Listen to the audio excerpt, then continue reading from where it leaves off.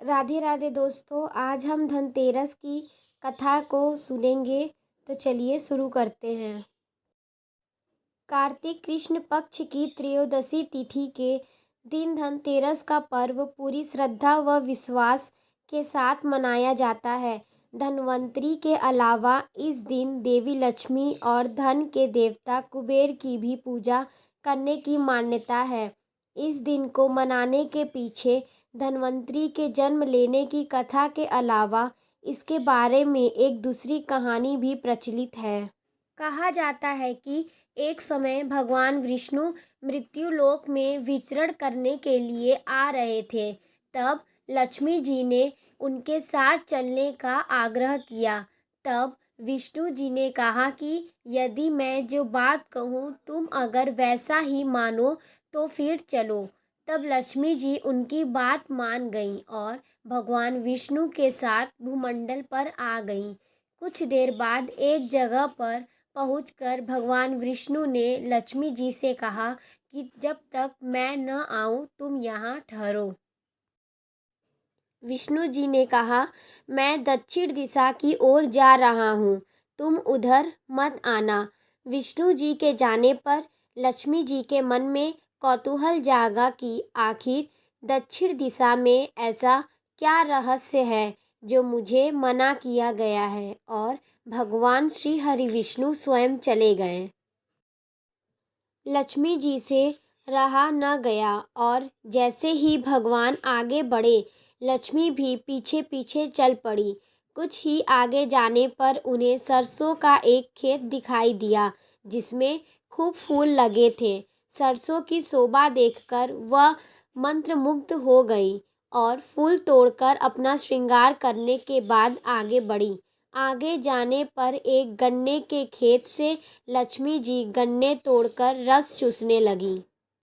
उसी क्षण विष्णु जी आए और यह देखकर लक्ष्मी जी पर नाराज होकर उन्हें श्राप दे दिया कि मैंने तुम्हें इधर आने को मना किया था पर तुम न मानी और किसान की चोरी का अपराध कर बैठी। अब तुम इस अपराध के जुर्म में इस किसान की 12 वर्ष तक सेवा करो। ऐसा कहकर भगवान उन्हें छोड़कर क्षीरसागर चले गए। तब लक्ष्मी जी उस गरीब किसान के घर रहने लगी। एक दिन लक्ष्मी जी ने उस किसान की पत्नी से कहा कि तुम स्नान कर पहले मेरी बनाई गई इस देवी लक्ष्मी का पूजन करो, फिर रसोई बनाना, तब तुम जो मांगोगी मिलेगा। किसान की पत्नी ने ऐसा ही किया। पूजा के प्रभाव और लक्ष्मी की कृपा से किसान का घर दूसरे ही दिन से अन्न धन रत्न स्वर्ण आदि से भर गया। लक्ष्मी ने किसान को धन धान्य से पूर्ण कर दिया। किसान के 12 वर्ष बड़े आनंद से कट गए। फिर 12 वर्ष के बाद लक्ष्मी जी जाने के लिए तैयार हुई।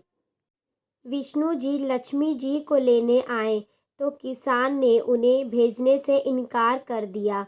तब भगवान ने किसान से कहा कि इन्हें कौन जाने देता है, यह तो चंचला है, कहीं नहीं ठहरती, इनको बड़े बड़े नहीं रोक सके।